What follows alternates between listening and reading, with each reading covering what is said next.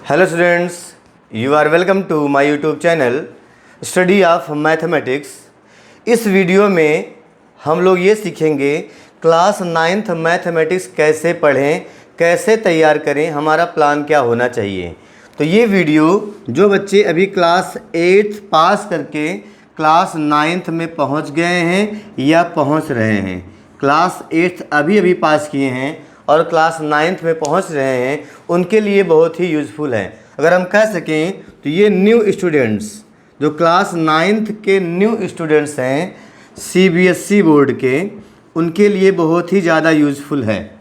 या ऐसे बोर्ड्स जहां पर NCERT की बुक चलती है उसके बेस पे पढ़ाया जाता है, उनकी बुक NCERT है बेसिक बुक, उनके लिए भी यूज़फुल होने वाला है कि क्लास 9th मैथमेटिक्स हम कैसे तैयार करें, हमारा अप्रोच क्या होने चाहिए, किस किस बुक से पढ़ें, कितना टाइम दें, पेपर कैसा होगा, सभी चीज़ें इसी एक वीडियो में हम लोग समझ जाएंगे। जो आपके डाउट्स होंगे, माइंड में आ रहे होंगे, अभी आप न्यू हैं, कैसे तैयार करें, क्या पढ़ें, सारे डाउट्स, सारे क्वेश्चंस का आंसर आपको यहाँ पे मिल जाएगा। तो वीडियो में बने रहेंगे तो आपके लिए बेनिफिशियल होगा। मैं ये सब बातें कैसे बता रहा हूँ, अपने 8 इयर्स टीचिंग एक्सपीरियंस के बल पे 8 इयर्स से मैथमेटिक्स पढ़ा रहा हूँ, उसके बेसिस पे आपको बताया जा रहा है। आप क्लास 9th मैथमेटिक्स अगर आप न्यू हैं तो कैसे तैयार करेंगे, आइए इसमें समझते हैं हम। अभी आप क्लास 8th पास करके आए हैं और जस्ट क्लास 9th में पहुँच रहे हैं या पहुँचने वाले हैं। तो सबसे पहले जो कि बेसिक बुक होती है NCERT की होती है text book, NCERT text book, ये तो हर स्कूलों में पढ़ाया जाता है। NCERT टेक्स्ट बुक तो आपके पास होना चाहिए। तो NCERT टेक्स्ट बुक उसमें देखेंगे तो आपको ये 15 चैप्टर्स इस क्रम में लिखे हुए मिलेंगे। देयर आर 15 चैप्टर्स, मैं एक बार पढ़ दे रहा हूँ, आपको चैप्टर का नेम भी सीक्वेंस में याद हो जाएगा। चैप्टर 1 है नंबर सिस्टम, सेकंड है polynomials, third coordinate geometry, fourth linear equation in 2 variables, fifth है introduction to Euclid's geometry, sixth है लाइन्स एंड एंगल्स, सेवन्थ है ट्रायंगल्स, एट्थ है क्वाड्रिलेटरल्स, चैप्टर नंबर 9 है areas of parallelograms and triangles, chapter number 10 है circles, 11 constructions, 12 Heron's formula, 13 surface areas and volumes, 14 statistics and 15 probability. There are 15 chapters in NCERT text book, इसी according सभी लोग पढ़ाते हैं। तो पहली बात तो आपके पास NCERT का टेक्स्ट बुक होना चाहिए। सबसे पहले आपको पढ़ाई यहीं से स्टार्ट करनी है, बेसिक चीज़ आपका ये हो गया। अब पढ़ाई कैसे करें हम, पढ़ाई आपको कैसे करनी चाहिए, इसका अप्रोच आपका क्या हो, पहले कौन सी बुक लगाएं, अगर हमको NCERT आ जाए तो कौन सी बुक लगाएं, सारी बातें यहाँ पे हम लोग डिस्कस करेंगे। पहली बात तो NCERT आप बेसिक बुक चैप्टर वाइज पढ़िए, chapter 1 2 3 chapter wise basic book लगा लीजिए, इसे बोलते हैं NCERT टेक्स्ट बुक। अगर ये आपको आ जाए, अच्छे से आपका कॉन्सेप्ट क्लियर हो जाए, तो इसके बाद आप लगाएंगे NCERT का ही एग्जाम्पलर बुक है, एग्जाम्पलर, ये बुक आपको लगानी चाहिए। आप कह सकते हैं कि NCERT टेक्स्ट बुक का ये कॉम्प्लीमेंट्री है, जो चीज़ें इस बुक में नहीं दी हैं, NCERT में नहीं दी है, वो एग्जाम्पलर में दे रखा है आपके लिए, वहाँ से भी आप क्वेश्चंस की प्रैक्टिस करें। पहला NCERT लगाइए, दूसरी बात एग्जाम्पल लगाइए, सेकंड आपको उसके बाद एग्जाम्पलर लगाना है, NCERT एग्जाम्पलर, पहले इसका टेक्स्ट बुक, फिर थर्ड पे क्या लगाएं अगर इसको भी हमको आ जाए। वैसे ये दो बुक आपके लिए पर्याप्त है। इसके बाद आप सैम्पल पेपर की प्रैक्टिस करें, जैसा कि सिलेबस रहता है, जैसा भी पेपर पैटर्न रहता है। बट इसके बाद भी आपको एक एडिशनल बुक रखनी चाहिए। एडिशनल बुक क्या है वो, चाहे आप उसको आप RD शर्मा रखें, चाहे RS अग्रवाल रखें, या ML अग्रवाल रखें, या जो भी बुक जो आपको पसंद आती है, बुक जिसका लैंग्वेज आपको समझ में आता है, वो आपके पास एक एडिशनल टेक्स्ट बुक होनी चाहिए, जिसमें सब लोग RD शर्मा, RS अग्रवाल या ML अग्रवाल में से कोई एक प्रेफर करते हैं। ज़्यादातर प्रचलन में RD शर्मा ही रहता है। जो भी आपको बुक समझ में आए, इनमें से कोई आप एक अपने पास रख लें, उससे भी आप कुछ क्वेश्चंस करते रहें, क्योंकि देखिए NCERT तो सभी लगाते हैं। उसके बाद हार्ट्स के लिए जो हायर ऑर्डर थिंकिंग क्वेश्चंस होते हैं वो एग्जाम्पलर में मिल जाएंगे। एनसीईआरटी के बाद एग्जाम्पलर में मिल जाएंगे। ये सभी क्वेश्चंस इस बुक्स में भी दिए हैं, आर.डी. शर्मा वगैरह में भी दिए रहते हैं, वहाँ से भी आप प्रैक्टिस कर सकते हैं। बट आपको एनसीईआरटी फिर इसका एग्जाम्पलर, उसके बाद इसमें से कोई एक बुक अपने पास रख लें। अगर आपको अच्छे से मैथमेटिक्स पढ़नी है, उसमें आपका इंटरेस्ट है तब। अगर आपका बहुत इंटरेस्ट नहीं है तो कोई मतलब नहीं रहेगा आपके लिए इन सब बुक्स का रखने का। इसके बाद क्या होता है, फोर्थ अप्रोच होता है कोई प्रैक्टिस पेपर या सैम्पल पेपर कोई लास्ट में आता है एग्ज़ाम से पहले, इसकी प्रैक्टिस की जाती है। सैम्पल पेपर चाहे वो जो भी है, किसी भी नेम से हो, अरिहंत का हो, एग्ज़ाम आइडिया का हो, ये एग्ज़ाम से 15-20 दिन पहले इसकी प्रैक्टिस की जाती है सैम्पल पेपर्स की। ये आपका मैथमेटिक्स का अप्रोच होना चाहिए, कैसे आप पढ़ें। इसके अलावा आपको कहीं भी भटकने की ज़रूरत नहीं होती है। पहले आप एनसीईआरटी चैप्टर वाइज सॉल्व करें। सपोज कर लो आपने चैप्टर 1 कर लिया एनसीईआरटी का, तो एग्जाम्पलर का चैप्टर 1 लगा लीजिए। उसके बाद आर.डी. शर्मा, एम.एल. अग्रवाल का कोई लगा लीजिए चैप्टर फर्स्ट, जो भी वहाँ पे दिया हो। और सैम्पल पेपर सॉल्व कब करेंगे आप, जब आपका एग्ज़ाम नियरर हो, मीन्स 15 डेज़ पहले इसकी प्रैक्टिस करते हैं। जब आपको कोर्स पे कमांड हो जाए, सारे डाउट्स क्लियर हों, पूरा बेसिक कॉन्सेप्ट आपका क्लियर हो, तब आप सैम्पल पेपर्स की प्रैक्टिस करते हैं। तो ये आपका अप्रोच होना चाहिए कि कौन कौन सी बुक पढ़ें हम, कौन कौन सी बुक हमें पढ़नी चाहिए। तो मैंने बता दिया एनसीईआरटी टेक्स्ट बुक, जो कि ये कॉमनली सभी स्कूलों में पढ़ाया जाता है सीबीएसई के। सेकेंडरी आपको एग्जाम्पलर लगाना चाहिए, और थर्ड आपको आर.डी. शर्मा। बट स्कूल्स में ये सारी बुक्स पढ़ाई जाए ज़रूरी नहीं है। वो स्कूल में कोई एक बेसिक बुक पढ़ाएंगे, for example NCERT text book, उसके बेस पे आपको अपने आप से प्रैक्टिस करनी होती है।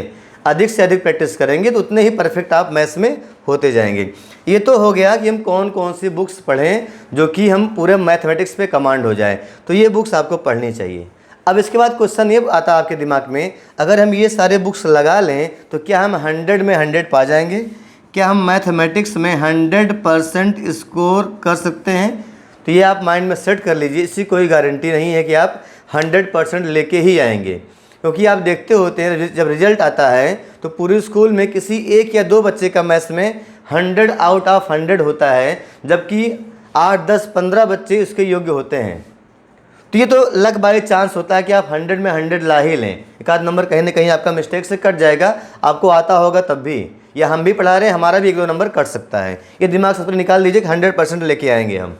आपका अप्रोच क्या हो, आपको जो सारे चैप्टर्स हैं, सारे इसमें जो भी इसमें टॉपिक हैं, वो आपका एकदम क्लियर हो, आपको कहीं पे कोई डाउट ना हो। क्वेश्चन गलत होना ना होना तो एग्ज़ाम पेपर के दौरान कैसा आपका माइंडसेट है उस पर डिपेंड करता है, उसको आप छोड़ दीजिए। तो आपको इस तरीके से तैयारी करनी चाहिए। कुछ बच्चे पूछते हैं अगर सर केवल हम एनसीईआरटी लगा लें बुक तो क्या हम 100% ला सकते हैं? आप ला सकते हो, बट ये नहीं क्वेश्चन आपको वही मिलेगा। एनसीईआरटी में जो लिख के रखा है वैसे ही क्वेश्चन नहीं मिलेगा, उसके बेसिस पे नए क्वेश्चन बन जाएंगे, बट कॉन्सेप्ट वही रहेगा। तो अगर किसी को एनसीईआरटी पे कमांड होता है तो मेरे हिसाब से वो 90% ला ही सकता है, केवल एनसीईआरटी बुक लगा करके। लगाने का मतलब नहीं कि क्वेश्चन आप कॉपी में छाप लिए, एक बार सॉल्व कर लिए। लगाने का मतलब है जो एनसीईआरटी में दे रखा है, एग्जाम्पल्स, क्वेश्चंस, जो उसके कॉन्सेप्ट हैं, उस पर कमांड हो आपको। कमांड में अगर कहीं 75 मीटर स्क्वायर लिखा है, एग्जाम में आ गया 85 मीटर स्क्वायर, इसका मतलब एनसीईआरटी से तो है ही, हो केवल डिजिट चेंज कर दिया, न्यूमेरिकल वैल्यू चेंज कर दिया, क्वेश्चन थोड़ा सा कॉन्सेप्ट चेंज कर दिया। तो अगर इस पर कमांड है, मतलब इस टाइप क्वेश्चन अगर आप लगा सकते हो तो आप 90% गेन कर लेंगे, इतना है। तो आपको उसके बाद फिर एनसीईआरटी एग्जाम्पलर लगाना चाहिए। एग्जाम्पलर जो है एनसीईआरटी पे जो क्वेश्चंस नहीं दे पाए हैं, हार्ट्स जो हायर ऑर्डर थिंकिंग क्वेश्चंस थे, उन्होंने एग्जाम्पलर में दे रखा है। इसमें मल्टीपल चॉइस मिलेंगे, वेरी शार्ट आंसर टाइप मिलेंगे, शार्ट आंसर टाइप, फिर लॉन्ग आंसर टाइप, ऐसे क्वेश्चंस मिलेंगे। इसके बाद आप ये लगाइए तो लगभग यहाँ दोनों में परफेक्ट हो जाता है। बट अगर आप मैथमेटिक्स आप में अच्छा इंटरेस्ट है तो उसके बाद आपको इन बुक्स में से कोई एक लगाने चाहिए पूरा टाइम निकाल करके, तो आप मैथ में परफेक्ट हो जाएंगे, ठीक है। बट ये ध्यान रखना, कभी भी 100% आने गारंटी कोई नहीं ले सकता है। आप कितनी भी बुक लगा लो, कितना भी आपको आता हो, वो डिपेंड करता है पेपर में आप कैसा करके आते हो उस टाइम।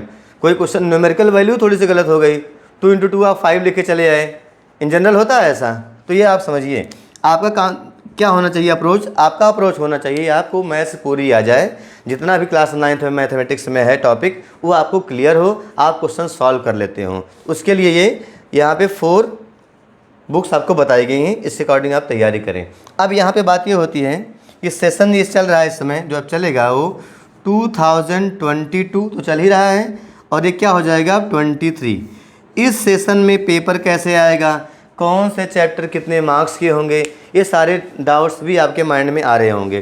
तो आप लोग पहले समझ लें, इसके पहले था सेशन 2021-22, इसके पहले था 20 से 21 सेशन चल रहा था। तो आप लोगों ने देखा इन दोनों सेशन में हर 3 महीने बाद सीबीएसई का एक सर्कुलर आता था कि पेपर ऐसा होगा, ये चैप्टर इतने इतने मार्क्स के आएंगे, क्वेश्चन पेपर का पैटर्न ये होगा। हमेशा बदलता रहा है पिछले 2 सालों में। उसका रीज़न आपको पता है, कोरोना की वजह से ऑनलाइन ऑफलाइन होने के चक्कर में ये हर 3 महीने बाद सीबीएसई का सर्कुलर आता था कि पेपर अब ऐसे होगा, इस चैप्टर से इतने मार्क्स के आएंगे, ये टॉपिक आपको नहीं पढ़ना है, ये टॉपिक आपको पढ़ना है।